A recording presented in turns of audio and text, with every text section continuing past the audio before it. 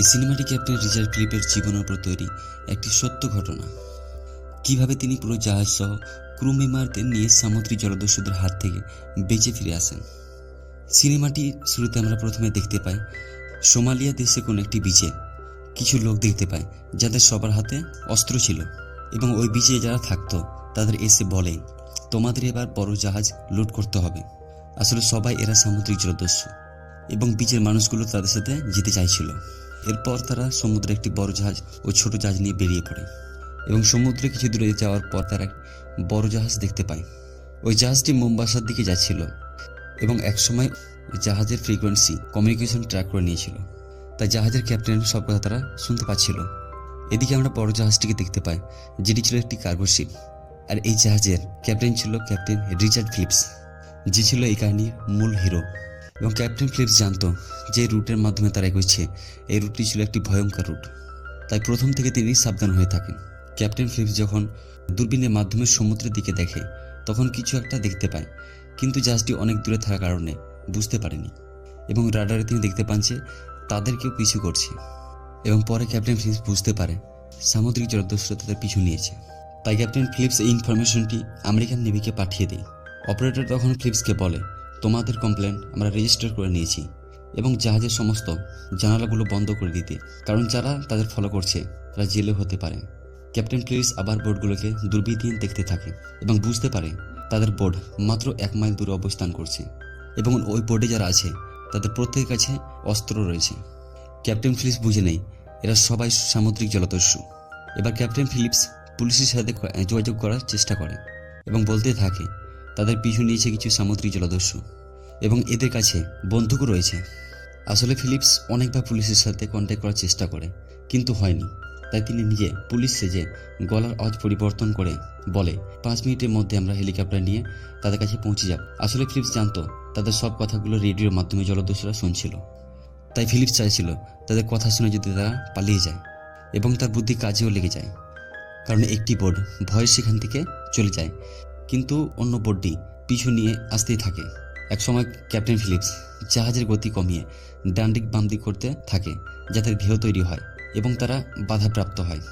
তাই বড় বড় ঢেউয়ের কারণে বোটটি চলতে সমস্যা হচ্ছিল এবং একসময় তার ইঞ্জিনটিও খারাপ হয়ে যায়, যার ফলে রাখাডের বোটটি আর সামনের দিকে এগোতে পারছিল না। তাই ক্যাপ্টেন ফিলিপস অনেক দূরে চলে যায় এবং রাত হতে জাহাজের সবাই মিলে একটা মিটিং করে, যদি আবার জলদস্যুরা তাদের পিছনে করে তাহলে কি করতে হবে। এবং ক্যাপ্টেন ফিলিপস বলে তাদের আজকের মতো তারা আবার তাদের তাড়াবে, কিন্তু তাদের মধ্যে একজন বলে অন্য রুট দিয়ে নিয়ে যাওয়ার কথা। ক্যাপ্টেন ফিলিপস তাদের বোঝায় এই সময় যেখানে তারা আছে সেখানে 5টি আলাদা আলাদা গ্রুপ আছে, প্রতিদিন তাদের সাথে সংঘর্ষ করতে হবে। কিন্তু পরের দিন সকালে আবার সের বোটটি তাদের সামনে আসে যাদের ইঞ্জিন নষ্ট হয়ে গিয়েছিল। ক্যাপ্টেন ফিলিপস তাদের দেখে নেয় এবং পুলিশের সাথে কন্ট্যাক্ট করার চেষ্টা করে এবং এবার তাদের সাথে কন্ট্যাক্ট হয়ে যায় এবং ক্যাপ্টেন ফিলিপস পুলিশকে বলে দেয় সামুদ্রিক জলদস্যুরা তাদের পিছু নিয়েছে। পুলিশ ফিলিপসকে বলে যত দ্রুত সম্ভব সাহায্য নিয়ে তাদের কাছে পৌঁছে যাবে। এরপর ক্যাপ্টেন ফিলিপস জাহাজের যত প্রেসার পাম্প আছে সবগুলোকে অন করে দেয় যাতে পানির প্রেসারের বোটগুলি কাছে আসতে না পারে, কিন্তু এতে কোনো লাভ হয়নি। ডাকাতেরা তাদের বোটে উঠে গিয়েছিল। ক্যাপ্টেন ওয়াকি টকির সাহায্যে সব ক্রু মেম্বারদের ইঞ্জিন রুমে যেতে বলে নিজেকে সুরক্ষিত রাখার জন্য, কিন্তু ডাকাতের সর্দার ক্যাপ্টেন ফিলিপস ও অন্য 2জন ক্রু মেম্বারকে গ্রেপ্তার করে নেয়। এদের যে সর্দার ছিল তার নাম ছিল মিউসা। সে ক্যাপ্টেন ফিলিপসকে বলে তোমাদের কোনো ভয়ের কারণ নেই, আমরা কাউকে মারতে আসিনি, তোমাদের সাথে শুধু একটা ডিল করতে চাই। ক্যাপ্টেন ফিলিপস এই সর্দারকে বলে এই জাহাজের শুধু কিছু খাবার ও কিছু ডকুমেন্টস আছে এবং সাথে $30,000 আছে, তুমি চাইলে নিয়ে যেতে পারো। তখন সর্দার বলে আমরা ভিখারি নয়। ডাকাতি সর্দার ক্যাপ্টেন ফিলিপসকে বলে তোমাদের সব লোকদের উপরে আসতে বলো। ফিলিপস তখন ওয়াকি টকির মাধ্যমে সবাইকে উপর আসতে বলে, কিন্তু তখনও কেউ আসেনি, কারণ ফিলিপস আগেই তাদের বলে দিয়েছিল যতক্ষণ না পর্যন্ত পাসওয়ার্ড বলবো তারা কেউ যাতে সামনে না আসে। তখন মিউসা বলে আমি নিচে গিয়ে সবাইকে চেক করে আসবো। তখন ফিলিপস বলে ঠিক আছে, নিচে যে ইমার্জেন্সি লাইট আছে যাতে সেটা বন্ধ না হয়, বন্ধ হয়ে গেলে সব অন্ধকার হয়ে যাবে। এটা বলতে বলতে ক্যাপ্টেন ফিলিপস তার হাতে থাকা ওয়াকি টকিকে অন করে দেয় যাতে লুকিয়ে থাকা তার ক্রু মেম্বারগুলো কথাগুলো শুনতে পায়। এবার সবাই তা শুনতেও পেয়েছিল এবং বুঝতেও পেরেছিল যে ফিলিপস তাদেরকে লাইটটি অফ করতে বলছে। পরে জলদস্যুরা সবাই নিচে চলে আসে তাদের খুঁজতে, তখন ফিলিপস ইচ্ছে করে তাদের একটি অন্য রুমে নিয়ে চলে যায় যাতে তাদেরকে খুঁজে না পায়। কিন্তু তখনই মিউসা একটি ম্যাপ দেখতে পায় এবং বলে, আমাকে ইঞ্জিন রুমে নিয়ে চলো। ফিলিপস বলে, ঠিক আছে, আমাদের সঙ্গে করে পানি নিয়ে যেতে হবে, কারণ ইঞ্জিন রুম অনেক গরম। তারপর ফিলিপস পানি আনতে সেই রুমে গেলে তার সঙ্গীতের একজনকে লুকিয়ে থাকা অবস্থায় দেখতে পায়। কিন্তু তখনই ডাকাতদের একজন ঢুকে পড়ে। ফিলিপস তাকে বলে, তুমি পায়ে কিছু পড়ে নেই কেন?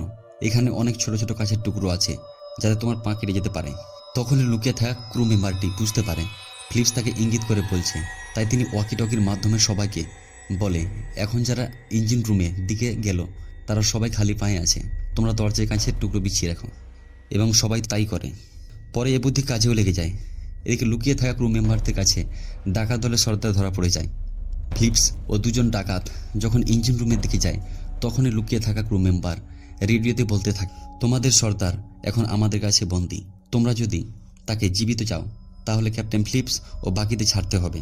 এরপর ক্যাপ্টেন ফিলিপস ওয়াকি টকিতে বলে, আমি জানি তোমাদের কাছে কোনো বোর্ড নেই, তোমরা চাইলে আমাদের লাইফ বোর্ড নিতে পারো, ওর সাথে $30,000 নিয়ে যেতে পারো। পরে ক্যাপ্টেন ফিলিপস $30,000 দিয়ে দেয়, ওর লাইফ বোর্ডটি কীভাবে চালাতে হয় তাও শিখিয়ে দেয়। এরপর তাদের সর্দারকে মিউসাকে ছেড়ে দেয় এবং যখনই মিউসা বোর্ডের মধ্যে ঢুকে পড়ে তখনই সে ইশারা করে পিছনে থাকা সেই ডাকাত দিকে। আর তখনই ক্যাপ্টেন ফিলিপসের পিছন দিক থেকে বন্দুক দিয়ে হামলা করে, দরজা বন্ধ করে দেয়, লাইফ বোর্ডটি সমুদ্রের পানিতে নামিয়ে দেয়, তাকে তারা অপহরণ করে নিয়ে যায়। একথা ইউএস নেভিও জেনে যায়। সাথে সাথে ইউএস নেভি একটি ড্রোন পাঠায় যেখানে ক্যামেরার মাধ্যমে বোর্ডটিকে তারা নজর রাখে।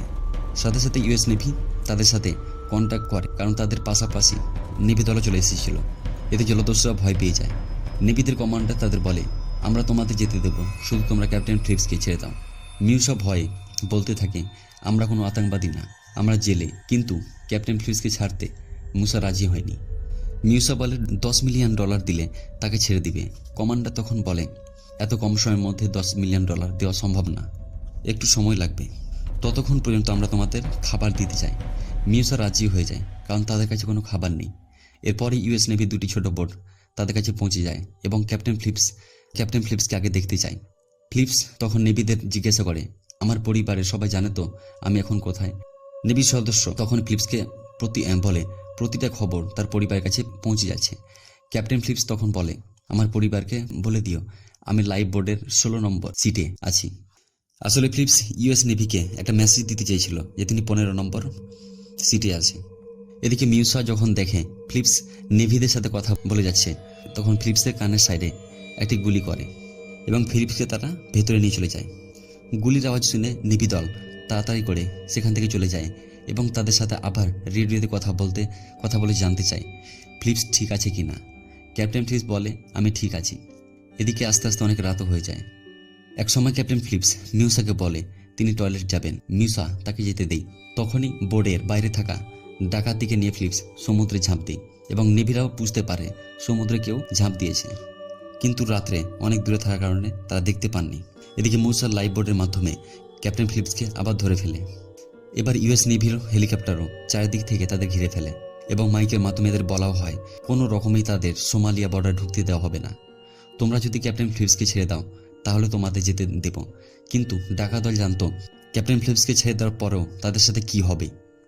তখন মিউসা ক্যাপ্টেন ফিলিপসের মাথায় বন্দুক রেখে বলে, তোমরা যদি কোনো চালাকি করো তাহলে ক্যাপ্টেন ফিলিপসকে গুলি করে দেব। এদিকে আর এক অফিসার মিউসাকে বলে, তোমাদের বসের সাথে কথা হয়ে গিয়েছে এবং মিউসার 4 সঙ্গী ও নামও বলে দিই। তিনি মিউসাকে বলে, তোমাদের সাথে ডিল করতে আমরা রাজি, কিন্তু তোমাদের মধ্যে একজনকে আমাদের কাছে আসতে হবে। মিউসা সেখানে যাওয়ার জন্য রাজি হয়ে যায়। ইউএস নেভি ডাকাতদের বোর্ডে একটি দড়ি বেঁধে দেয় যাতে তাদের কন্ট্রোলে সেই বোর্ডটি থাকে। সাথে সেই বোর্ডটিতে একটি ডিভাইসও লাগিয়ে দেয় যাতে তাদের কথাবার্তা শুনতে পায়।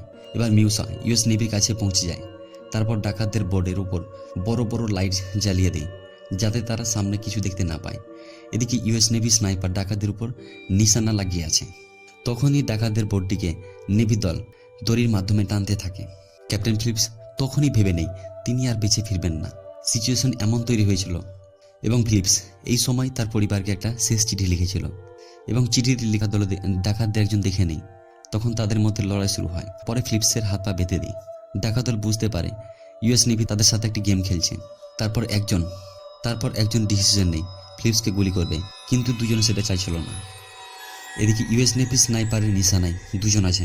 তখনই ইউএস নেভি সেই দড়িটিকে টানা বন্ধ করতে বলে, ফলে সেখানে একটি ধাক্কা তৈরি হয়। তখনই তিনজনে তাদের নিশানা চলে আসে। স্নাইপার তিনজনকে একসাথে গুলি করে। পরে ক্যাপ্টেন ফিলিপসকে ইউএস নেভি উদ্ধার করতে সফল হয়। পরে মিউজিকে 33 বছর জেল হয়েছিল, এখনও তিনি জেলে আছেন। এটা ক্যাপ্টেন রিচার্ড ফিলিপের জীবনে একটি সত্যি ঘটনা, যেটা 2009 সালে ঘটেছিল এবং সিনেমাটি তৈরি হয়েছিল 2013 সালে।